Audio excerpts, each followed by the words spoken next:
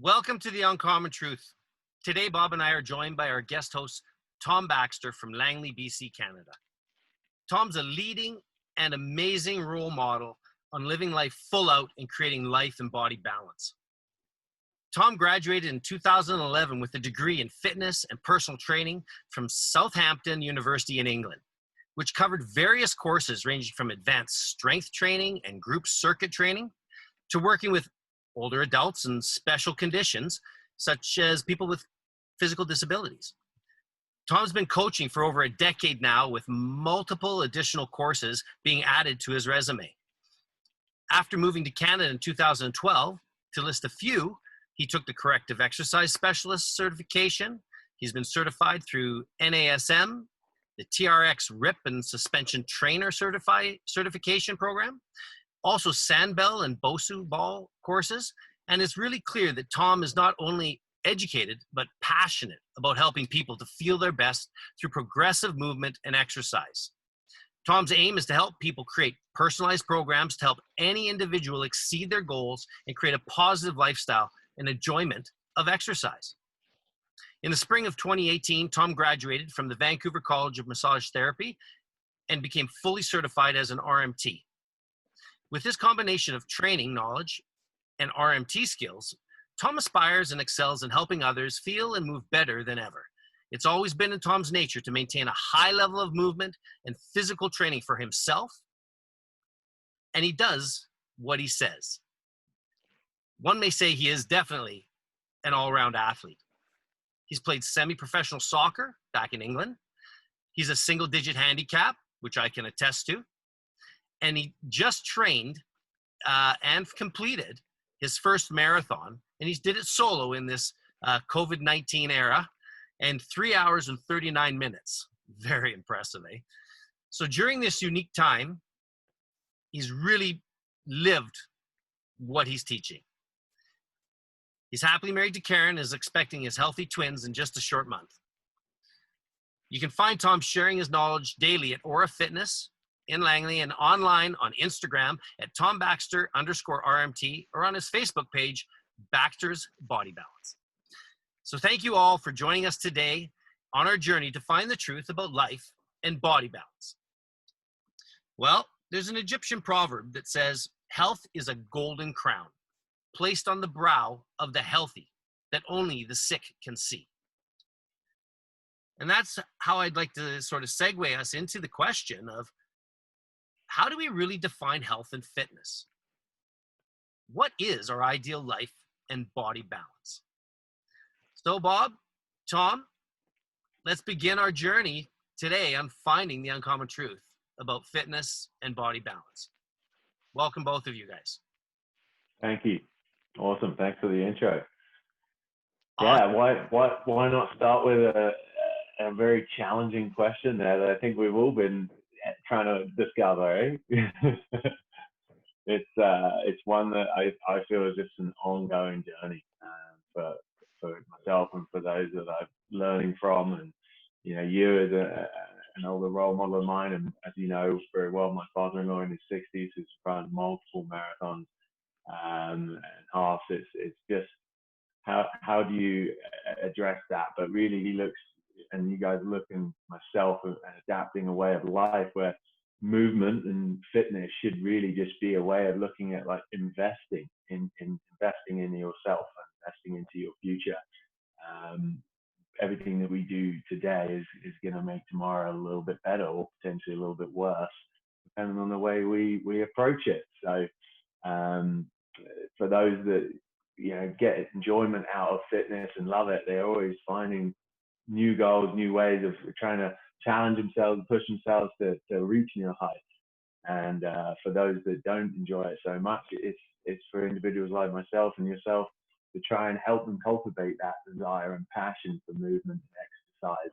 And I'm sure that we can help, as we have helped many more with challenging their and channeling their energy to really enjoy fitness and make it just a lifestyle, right?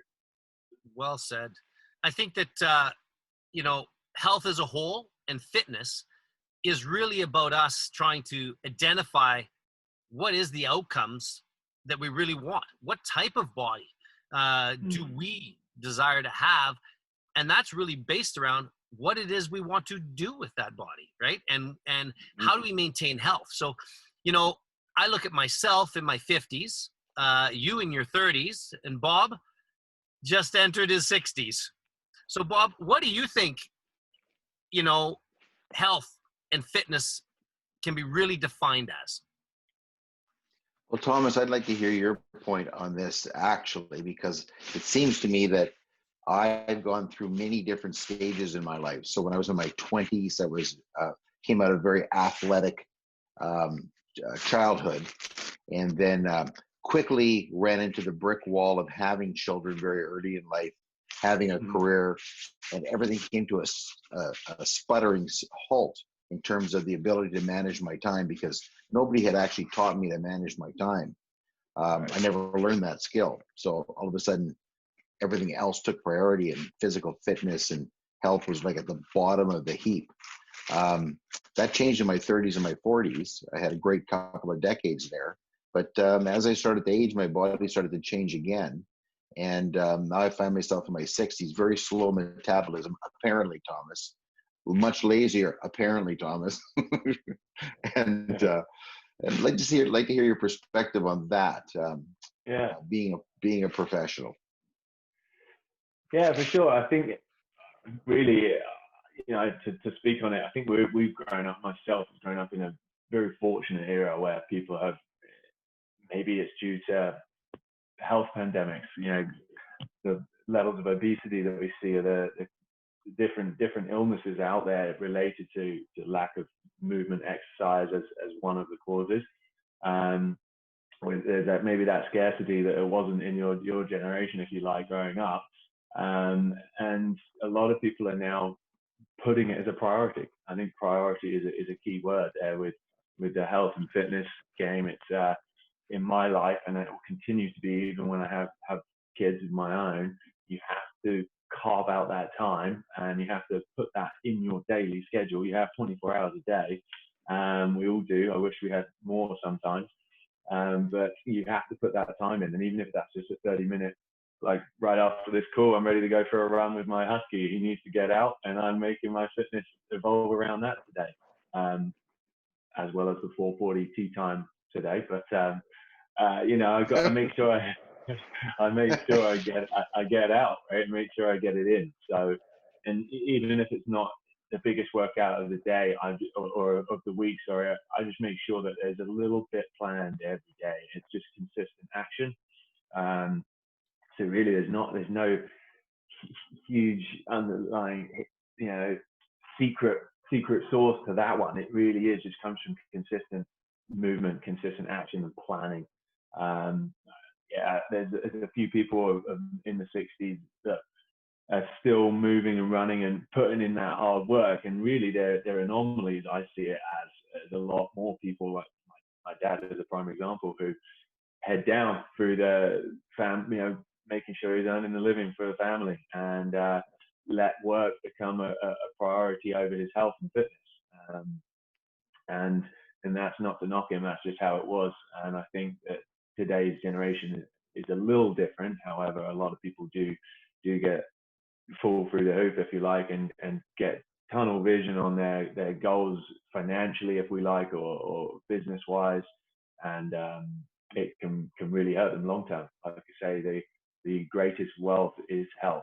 So and a lot of people spend their life trying to create their wealth financially, and then spend their wealth trying to regain health, and that just sucks for those around them, those that care for them, and you're really kind of shooting yourself in the foot if you head down for 10 to 20 years, 2 decades, to try and create a good life for your kids, when they see that when they're older and they really can absorb your life and see what goes on, a lot of people are struggling in those later years. They don't want to see that, right? So for me, I'm investing for when I'm 60, 70, 80. I want to still be able to get out.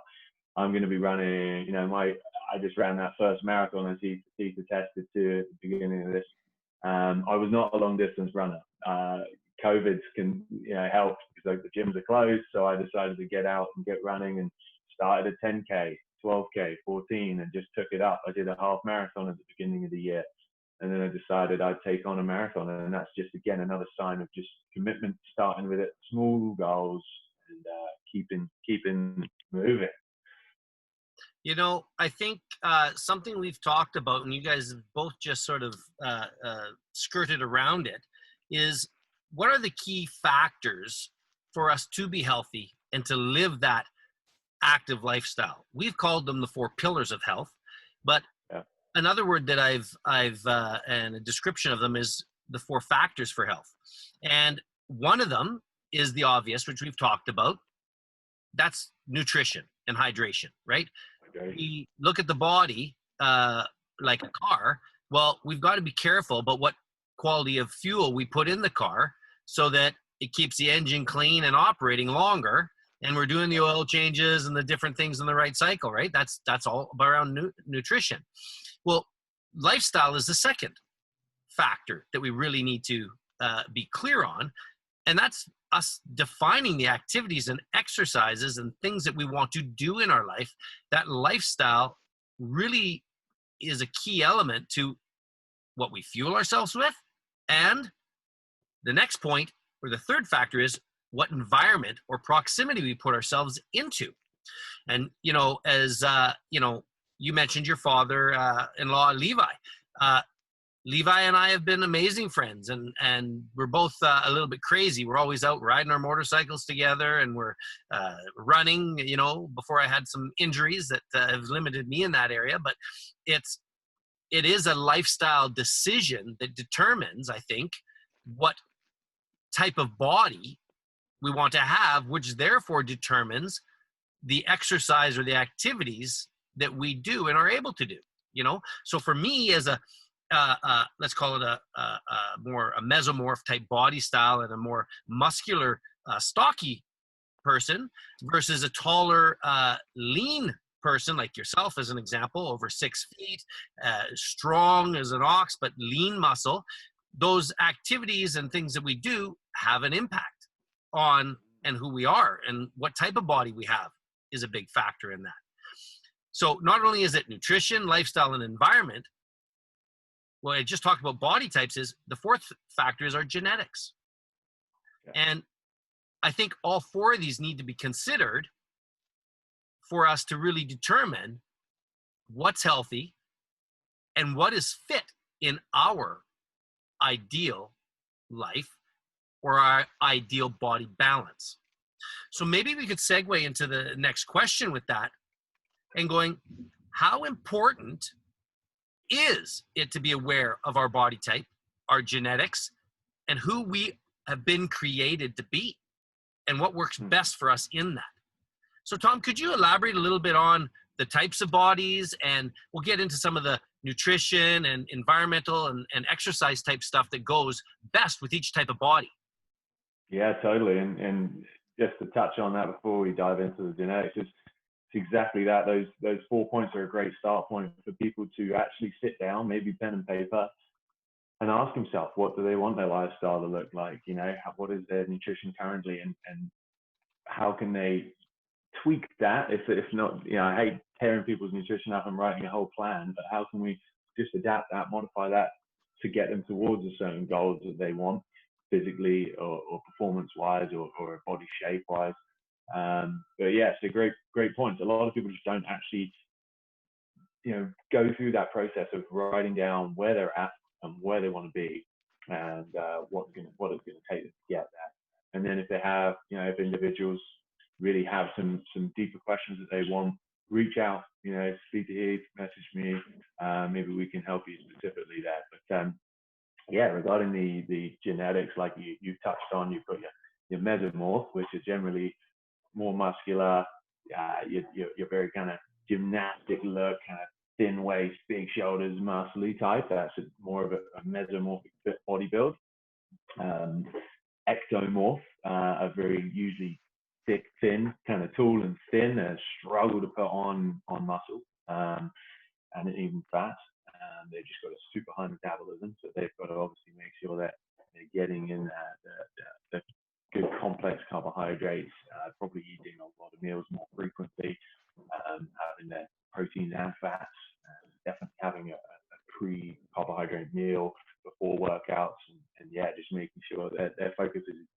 eat to get their gains if they're looking to put on muscle. And then you've got your endomorph, which are generally more, shorter, stockier, larger body fat percentages. Looking at maybe like your front liner defenseman or sumo wrestler, or whatever it may be. And each of them have to be aware of generally what their genetic form looks like, and it's pretty. You can somewhat look up your genetic line, but we also know that we can greatly influence this with lifestyle, with diet. There's lots of different things that play into that. Our movement, and how we lift. You can do a gym workout, but that could be guided towards endurance movement where you're doing higher reps, more back-to-back movements, which is going to really lean you down, get the metabolism fired up, get your heart rate up, and looking to kind of chisel you, which I've been doing a bit more of that kind of full Metcon-based workouts recently without the gym, a lot of body weight stuff. Or you want to be pushing some heavier weights, low reps, trying to channel the strength and power, which hopefully you guys have I know Heath has a good knowledge on this, but so those are your three kind of main body types, right? Mm-hmm. Totally agree. Bob, what are your thoughts on body type and what you've noticed in your life? And you've got a really athletic family with your daughter as an elite hockey player and other things. Have you really noticed in your coaching any differences in how the different types of bodies function best, and how do we get that ideal balance for each type? It seems to me that I've watched, like, my family members, and I've watched the hockey teams that I've coached, that everybody, this is a big issue with all athletes at different times. It seems that some people can have maybe based on their body type, but probably more based on their habits and their rituals, have ended periods where they're at kind of an elite performance level, or where they're feeling their best, looking their best in their heads, right? Whatever their goals are. So they can maintain that for a certain period of time. But almost everybody I've seen, I would say everybody that I've seen has had ups and downs. And I really like what Thomas said. He talked about planning your days out, planning your weeks out, in terms of what you eat, how much exercise you have, because it just seems to me that there needs to be time for recovery. There needs to be time for elite stresses in your life that you're not prepared for. At times you have to work really hard and you don't have much time to exercise. A lot of people travel as well, very hard to exercise when you're traveling to Winnipeg in the middle of the winter. So it takes an extraordinary effort at sometimes to find those times to do it. So it seems to me that people go through ups and downs. Ups and downs last weeks or months, and in my case, probably years. And it does take something to get you back on track. It takes that initiative, that discipline. Maybe it takes a supporting, caring friend or a spouse. I know that in my family, one of the truths about our fitness level is everybody supports everybody else. So I know that it's really healthy for my wife to get out and run, play hockey, etc. So I make sure, as her spouse, to make sure that sort of stuff happens. And if she doesn't get that time, then she's not at her 100% level. My children as well. So I make sure that happens as part of my role in their lives, and they do the same for me. So it's that supportive environment that's really helpful. This is great discussion. I think our body type, our genetics, our nutrition are key elements. The environment as well are key elements to what it is that we're focused on and what we're doing, right? Getting in proximity to people that are doing what we want to achieve. And I'm going to give a quote from Nelson Mandela. He said, "I have always believed exercise is a key, not only to physical health, but to peace of mind." And this is something that we as people forget that our whole state is tied into our physiology. And the better we keep the body, the better the chemistry within the body, which affects our ability to focus, which is our thinking. That then leads into our self-talk and the language we use, and the cycle begins on our whole state and managing that. And our opportunity to have a healthy and fit life that's really doesn't matter what anybody else wants. It comes down to what do we want as individuals? And what are the goals and outcomes that we want? That's why I mentioned those 4 factors of health. Environment and who we're around is critical.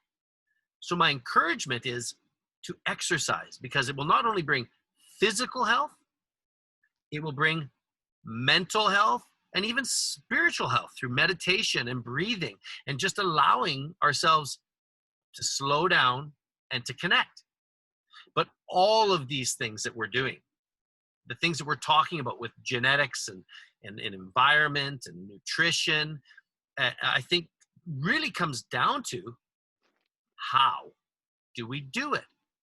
And what we've all alluded to in this discussion is it comes down to our plan and defining what our own individual ideal body balance is, the goal, the outcome that we want to achieve, and then creating the routines or rituals that will drive the results we want. I've trained with you many times. I've learned an immense amount of physical knowledge, how to heal better through many injuries and different things. And you've helped me get back on my feet. So how do we plan and set those physical goals that are actually going to be realistic in our expectations? Because as you've told me many times, Heath, you can overdo it sometimes. Levi, you can overdo it sometimes. And anybody who's a leader has experienced overdoing it sometimes. But I think it really comes down to us being clear, setting our goals, why we want them, that's the purpose, and then developing realistic and sustainable daily routines. So, Tom, Bob, in your guys' minds. Yeah, well said, man. I like that. It's that's exactly it. First of all, establishing the why. We're not going to get off the couch and do anything if we don't really have that deep underlining why, and that has to be discovered for each individual. And it can be something, short time frame, something specific to what you're doing, or it can be a really big underlining why. It's often related to family or family member, something like that, that's going to really drive you to do better, to be better. And then, establishing a plan is key from there to keep you moving forward and doing those actionable goals daily. To speak specific on this time that we're in now, I've found that communicating with a lot of clients, which obviously I don't get to see on the daily anymore, at this given moment, it's key to keep it simple. I think a lot of people are getting very overwhelmed, and the stress levels are heightened with other things now, maybe financially, not being able to work and stuff. I think you've really got to look at the full picture. And at the moment, for now, I'm really keeping it simple. For quite a busy guy, an entrepreneurial guy, I want to be doing lots and fulfilling my day. But I literally have a daily task list that I like to include my exercise within that, and then I get to check the box, and that's an important fulfillment for everyone. That I kind of have that, I think, every day. For me, it was this morning. I had my breath work. I know you do a lot of meditation and breath work. Mine's based off of the Wim Hof method, which I know you know well. You can YouTube this. Anyone, Wim Hof has been a great influence to me. I've been following a lot of his cold therapy and breathing and mindfulness over the last year, pretty much. And that's a great way I like to start my day off. It doesn't happen every single day, 7 days a week, but I put it in there today. I'm doing a little bit of stretching, and I tick that off. Set your set your full daily goals, and to now, like I say, I can't get out and work in 8-10 hour shifts, so there's a lot of time available, but also a lot of time for people to waste. So you really got to structure your day so that you are being successful, and you see that as being successful, even if it doesn't look like what your day used to be. So I wanted to speak on that, for people that are out there now and have got, so self-loathing, if we like, and in that rut of not doing what they're normally used to, and not performing at the level they like to. Well, start simple. Write out some small goals, and start succeeding, and that's going to help drive you to continue. Yeah. Go ahead, Bob. Great comments, Thomas. Excellent comments. Listen, one of the things that struck me as you were speaking was people have pictures in their head of who they are, and that's largely based on what they've done or what people have told them, their experiences perhaps. So I'm not a runner, I'm not a weightlifter, I'm chubby, I'm yoga, what's that? Breathing exercises, what's that? The mindset people have about who they are right now is their current reality. And I want to encourage listeners, when you're listening to Thomas speak and Heath speak, is to keep an open mind that we're all born, and we had this almost unlimited potential as young people growing up. And as we started to grow up, we started to learn who we were, and people said things to us. We had experiences that created the people that we are today, and I just know that at some point, at several points in my life, I had to really reflect on who I was right now, and then create a new vision about what I wanted to do and who I wanted to be. And the physical body and the health part of life is totally recreatable in my estimation. I've seen it happen in my own life. I've seen it happen in so many other people's lives. And who we are today, the time we allocate to physical activity today, the way we eat, the way we shop, it's it's really 100% controllable in my estimation. Now, he's got not good knees right now, and I don't have good knees right now too. But I've got a mountain bike, man. So at 4 o'clock today, I'm off for an hour and a half on my mountain bike. Knees don't factor into that, right? So I have had to change my activities over my lifespan. But there was a time when I was running for 2 hours at a time, right? I was not a marathoner, but a half marathoner. So I just want to encourage people listening that I think of all the things we do in life, our bodies, our eating, our health is that's why they use the word "our." It's within our control. And I also like to encourage you to reach out to a coach, to somebody that could support you, to somebody who really understands nutrition, and these are complex things. We're not. It's not a natural thing to know what to eat, when to eat it, based on our body types, based on our exercise patterns. There's all sorts of experts out there, all sorts of people out there that, with a little bit of instruction, a little bit of encouragement, can massively change our lives. I want to encourage you with one thing here. Then I'm going to set you a little goal task, and I've only just met you on here today, but I think this could benefit you before you get out on your bike ride. Sorry, I don't mean to take the call somewhere else, Heath, but seeing as we're about the uncommon truths, I believe, and I know you've heard a lot about the Wim Hof method, and people think breathing, what is that? Like Bob said, and it just made me think, well, I'm going to get you to actually try this before you go out on your mountain bike today. We're going to send you a link, and it's going to take you about 5 to 7 minutes, and you're going to go out there having just flooded your body with a bunch of oxygen into the brain. You're going to feel a whole new pump. It's quite incredible doing this, and I won't delve into it too much, but there is a lot of uncommon truths about our autonomic nervous system, the central nervous system network that we have, and it's autonomic, meaning that we have really no control of it. However, there's some studies coming out of the Wim Hof method where he's actually discovered that we can have some control. It's becoming more of a a conscious brain, if you like, by using our breath. And we can tap into some incredible things by actually, activating these systems deep within the midbrain, in the active cortex there. So it's quite incredible. And I think just some small steps, and why I love the Wim Hof is because it's really simple. It's about 34 inhale, exhales. You exhale and you basically hold the breath for as long as until you need to take another breath in. Full inhale, squeeze down, pressure towards the brain, and then you follow that, and you might do 2 cycles today.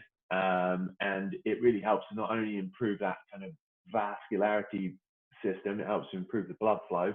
It can help improve the respiratory system because you're challenging it, you're utilizing it fully. And more on a neurological system as well. So I think that would be a great thing for you to throw in there. Well, brilliant. Brilliant, my friend. Brilliant. Listen, I learned many years ago that I had to hydrate before this, right? So that's what I do. I take the time and I drink water before I go out and do an activity. And what an increase in energy level, what an increase in endurance to drink before, and during too, but before, right? Half an hour before.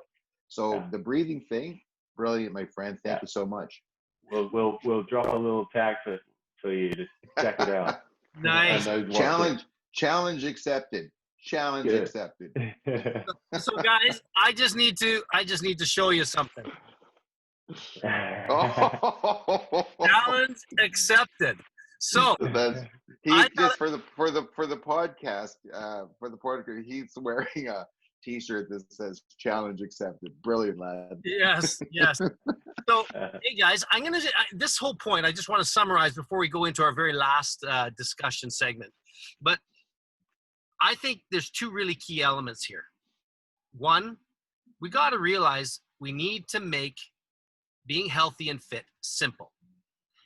And our health and our fitness is really tied to what we think. So I challenge everybody, as I challenge myself every day. A man is what he thinks. Start using words after I am that are affirming and positive focused, because our mindset and our state is a critical success factor to anything, not just our health, not just our fitness, to anything. The 4 pillars of health are really around that. Tom, you talked about breathing. Breath and breathing is critical. Just 5 minutes of deep breathing will change your entire body chemistry and your mindset. 2, the nutrition and hydration we've talked about. We need to keep it simple. Drink water. If you think you're drinking enough, drink a little more. And quite honestly, you'll be shocked if you just add a little Himalayan sea salt into that for your electrolytes or BCAAs or other things. There's lots you can talk about on the subject. It will really make a significant difference when you're going into doing something exerting like a bike ride, Bob, or a golf game or anything that is going to be long-term. Salt is critical to proper hydration. 3, we need to do the activity. We need to exercise. That's it. Move the body. You don't need to be an elite athlete. We're all on a journey to our ideal health and body balance. 4, rest. So this kind of segues us in to the 4th and final segment of our talk today. I'm going to start it with a Thomas Edison quote. And he said, the doctor of the future will actually give no medicine, but will be interested in his patients and in the care of the human frame. That's the body, the diet, and in the cause and prevention of disease. Disease is dis-ease. It starts in our mind, our focus. Then it moves into what we fuel the body with, and all of health is affected by what we're putting in our body, our soul, and our spirit. So just to share a story before we get into our 4th point. our focus needs to be really strong. And an old story that I was told, I'm sure you guys maybe have heard this, but what is a full life? Well, I was told this story at a presentation, and there's a man there saying, here's a cup. Is it full? He showed it to us. It was empty. And he said, is it full? It's actually full of air. So you could say it's full. He then went and took a bunch of big rocks, and he put the rocks in there. And he said, is it now full? And those big rocks were full right to the brim. Some people said yes. Others said, no, it's not full. He then took some sand, and he put the sand in the cup. And he asked, is it full? People again said yes. And some people said no. It's all based on our thinking. Finally, he asked, after he put in water, and he filled the cup up full of water with the rocks and the sand and the water, it's full. And he said, is the glass or the cup full? At that point, everybody said yes. The moral of the story was in his next point. If I put the water in first, there's no room for the big rocks or for the sand. So this hit me like a punch in the face. What is really important, you put in first. The big rocks, those are called priorities. That focus is critical. And you can go online, you can research many, many great thought leaders on it. You know, the one thing, you can go on with Tony Robbins. There's so many thought leaders out there. They all speak the truth about focus, control that, put energy into those priorities, and control your thinking and your language. The last thing is our body, but it is the easiest thing to fix because it will have an impact on our mindset and our focus. So I hope that story brought some value as it did for me. But that really segues then into how important to health and healing, or the prevention of injury and disease, is rest and recovery. Because I get caught up in doing, but I forget that my body only heals when I sleep. Not when I'm sitting still during the day, when I sleep. So Thomas, as a certified trainer and RMT, can you expound a little bit on the whole concept of health and healing and how important rest is to recovery? Yeah, I think it's truly, they're still learning more and more about the importance of rest and sleep specifically. There's a lot that we don't even know about the human brain and the recovery it makes during sleep. I mean, we of course do recover some bit. Like if someone comes in for a massage therapy session, we can help realign the fibers. We can help start that healing process. But like you said, the majority of our recovery is in our sleep. And I mean, most people know this, but you really should be looking for around 7 to 8 hours of sleep. There's some science saying you can sleep too much. It kind of has that feeling of a bit of a drag on in your day, if you like, when you're oversleeping. But then there's obviously counter research as well, saying some people get up to 10 to 12 hours sleep a day. I don't know. I certainly couldn't find the time now, let alone when I have twins. But I'm one of those that tries to aim for about 7 to 8 hours. I function fairly well off about 6. But for when my training is up and I'm putting in some hard workload, some tough volume, I definitely aim to try and get my sleep up. So again, it's you got to ask each individual, how much have you been doing? How much training have you been putting in? How stressful has your day been? And really, you should be aiming to get in a good amount of sleep and recovery for post workout days, and especially pre-events and stuff like that. If you're ever doing any long distance events or endurance events, you've got to make sure you're getting sleep in. But secret in that matter. There's a lot of importance for sleep and for rest and recovery on a physical level. So also a question, I agree with you on sleep. I don't think many of us, especially entrepreneurs, leaders, get enough sleep in a day. I shoot for 7 hours. There are days I only get 6. And there's been times where I've only had 5 because the schedule is so just racing. That's where it's at. But I know by the end of a week of that, I'm in deficit. My body doesn't function. I start to get sick. I'm tired. I can't do it regularly. So the goal being shoot for that 7, try to maintain that. Don't be afraid to rest, relax. But I think also, just to touch base on this, when you're working out hard, you get sore, you get injured. What would you recommend? And what, as well, Bob, I'm curious on your experience with injury and recovery around the area of massage, around the area of modifying exercise through injury versus stopping. What are your thoughts? Yeah, totally. I mean, modifying movement, that's a great way of putting it. For me, I'm very fortunate to be part of a clinic, a multidisciplinary clinic called Restore Rehabilitation, where I'm the RMT there in Surrey, that works with quite a young, driven team, and we all kind of work around the same values that movement is a key part to recovery, to full recovery. As you said, through exercise, or you are microfiber tearing the tissue. When we injure the tissue, take it a step further, maybe a strain or a sprain, you have to give your body that time to rest. At acute phase, maybe 3 to 5 days.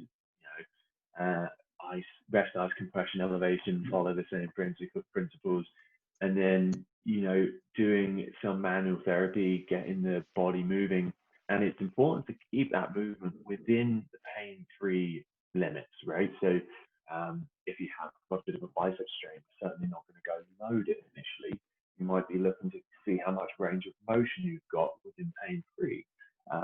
You're going to test that and start to move that. And then eventually, when you're getting nearer to full range of motion, you might be doing some active stretches. So you're actually assisting and holding that. And then eventually you'll progress into doing some maybe eccentric strengthening with just resistant bands, where eccentric is the lengthening phase of the muscle. So when we're extending the elbow before we jump into like concentric or isometric strengthening. So there is definitely phases of that. So it's important to reach out to somebody or find a health professional that knows what they're doing, that knows what grade of injury that you have.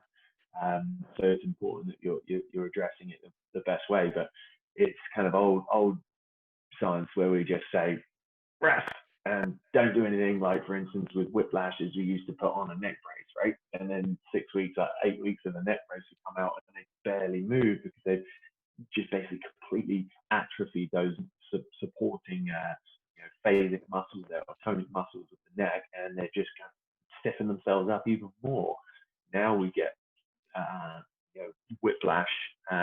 Obviously, we assess for the transverse ligament in the neck, make sure things are safe there, and then we get them see where their movement's at. And you have to really keep movement as a key part of recovery, but within your pain-free movement, and making sure you're doing that safely with a health professional.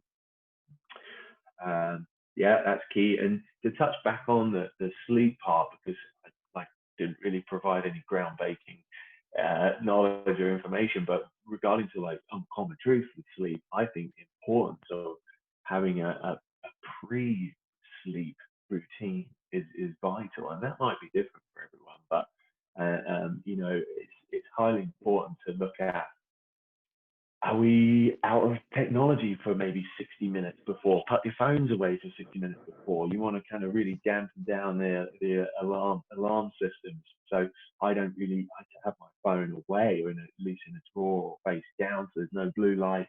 I love sleeping in a really dark room. Some people like to do a stretching before bed, or some meditation before bed, something to really slow you down. some prayer before bed, whatever that may look like. So a pre-bed routine is vital to having good sleep so that we actually access the deeper REM sleep, which really is where we hit great recovery time. Some people say, oh, I slept 7 hours, but if you go through like my Garmin Fenix watch, I can go into my app and it can show me what phases of sleep, depths of sleep that I was in. So sometimes the sleep isn't as good as we hope for. And I think a pre-sleep routine may help people with that. Well, that's a really good comment. How about you, Bob? What are your thoughts on that? Great comments. Thanks so much, gents. This is actually very inspiring for me personally. I remember a story Zig Ziglar told many, many years ago. He was 50 years old. He had just come very, very close to bankruptcy, and he was grossly underfit, we'll call it. And he decided to make some life changes about 50 years old. And in terms of recovery, what he decided to do was go out, because he traveled a lot, he was a salesperson, he decided to simply walk around the hotel room that he was in. And it was really cold out where he was. So he just simply said, I'm going to walk back and forth in this hotel room 20 times tonight. And that's how he started. Is he just walked back and forth in the hotel room 20 times, which when he moved back into his house, he said, I'm just going to go for a walk around the block once. And so he moved that from the hotel room to his house or to his block, and he walked once around the block. And he made a commitment to himself to do that every day or every second day, but increase it as he felt it was appropriate, right? And pretty soon, he was walking many blocks, which turned into running. And then he became like a long distance runner process. So lots of people out there that they get discouraged when their current reality, they want to go and get fit. And then they try something that's a bit too much for them. So I'd say one of the uncommon truths about this is that you have to start small, start with baby steps, move forward, don't hurt yourself, and rejoice and celebrate the small incremental improvements you make. I was watching this young man in the gym, quite a thin young man, probably 16, 17 years old, Thomas, and he grabbed the 40-pound weights and he started to try to curl them, right? It's like, hey buddy, how long do you think that lasted for, right? And he probably got really discouraged. I watched the look on his face. He tried to get that first one up and he put him back, and then he went on to another piece, right? He just didn't have any, started too big.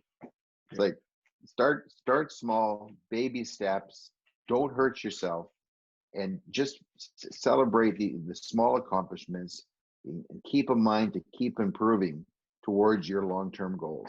Because this, Thomas, true or false, this is a marathon, man. This is not a sprint. Totally, man. Yeah, I mean, I've seen a couple of these incredible long endurance athletes, these Ironmanners, and that's kind of one of my life physical bucket lists, if you like, in my life. I'd like to be able to tick off that Ironman, and I'm not built really for it. I've recently started training towards it, but it's not something I'm looking to do even next year. You know, when I do it, I want to do it well, and I'm training in the back of the mind. That's the macro goal, and you got to have that, some micro goals to build you up towards that. One day I'll be able to put that tattoo on my calf or my lats of the Ironman accomplishment. But it's a lifestyle. Right? Gentlemen, I want to thank you for such a great discussion today, and I'd like to try to summarize what we found to be the uncommon truth about life and body balance. The list I've created is 10 key points. 1, we need to plan what we want our health to be. This is relative to what we want our lifestyle to be and the activities we desire and enjoy. We need to do what we love. Follow your passion. 2, we need to consider who we are. That's our body type. That's the lifestyle that best suits us. We need to be truthful about those genetic factors that we have, but don't allow them to control us. Just use them so that we can be wise in the plan that we're going to create. 3, we need to be aware of the best foods and diets that support our body type and our genetics and the type of training that will maximize our efforts. And I would really encourage you to go online, look up what your body type is, right? Are you an extra? Are you a meso? Or are you an endomorph body type? You can find amazing articles that will help you with exercise and with food types and balance that is going to help you have the body type that you'd really like. 4, we need to definitely define and create a plan and know why we want the outcomes. What are the big rocks or priorities we need to focus on and make sure we put them into our routine first? Focus on the majors, not the minors. Control our thinking and our language, because whatever we say after I am is our truth. Create great incantations and basically chants. You'll see the most successful athletic teams in the world use them to create an environment in their mind and in their body that drives them forward, because we're all going to have those tough days that we need to overcome. Realize it's just not easy, but we can have a simple plan. We need to get around those. Number 5 is get around those that already are where we want to be, because they will pull us up. And when we're pulled up, we can reach back with the other hand and pull someone up. We need to learn the principles of performance, all based off of the pursuit of our purpose. 6, we then need to create simple routines, daily rituals that are sustainable. We start with the small baby steps, as Bob and Tom have said. That's going to provide us with the best chance of achieving our outcomes, avoiding injury, and getting to the destination we want. And we need to be realistic with that. 7, focus on the 4 pillars of health. Breathe. Do meditation and deep breathing. Choose your food and the hydration well. Exercise, and most importantly, make sure you rest, because your rate of injury and illness goes up if you are not taking care of that. 8, we need to work hard, but remember that the rest, and we need that 7 to 8 hours of sleep to heal. No healing occurs any other time except when we sleep. And as Tom said, we need to focus on having a pre-sleep routine. It isn't best to be on the internet, surfing, watching a movie. Be quiet. Spend some time with your family, children, do some breathing, meditation, relax. Find a routine that will help you just be calm. 9, if you are ill or injured, which we all will experience if we're pursuing any type of performance or growth, remember that we need to modify our movement. It is the best way to recover. It's not to stop movement. We need to be in motion. A body in motion will stay in motion. And ultimately, seek professional help to assist us. That could be chiro, massage, stretch, meditation, cold therapy. I swear by it. I take cold showers every day, sometimes 2 a day, to help get rid of lactic acid, get rid of toxins. This stuff works. It's not just a little fad. And it's historical. For centuries, people have been doing this. And the last thing, we need to remember that our health or our life and body balance is up to us. We need to be accountable and find the appropriate support to empower your purpose.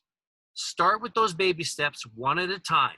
A Chinese proverb says that the 10,000-mile journey begins with the first step. Start.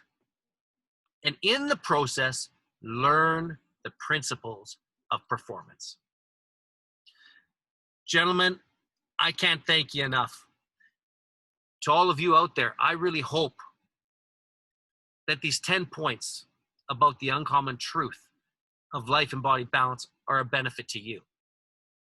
So, if you're looking for a personal trainer or would like to benefit from Tom's health and fitness expertise, you can find Tom sharing his knowledge and workouts daily at Aura Fitness in Langley and online on Instagram at TomBaxter_RMT or on his Facebook page, Baxter's Body Balance.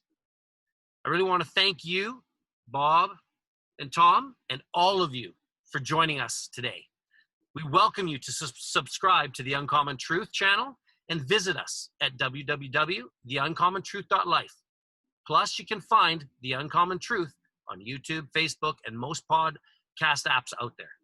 Until next time, God bless.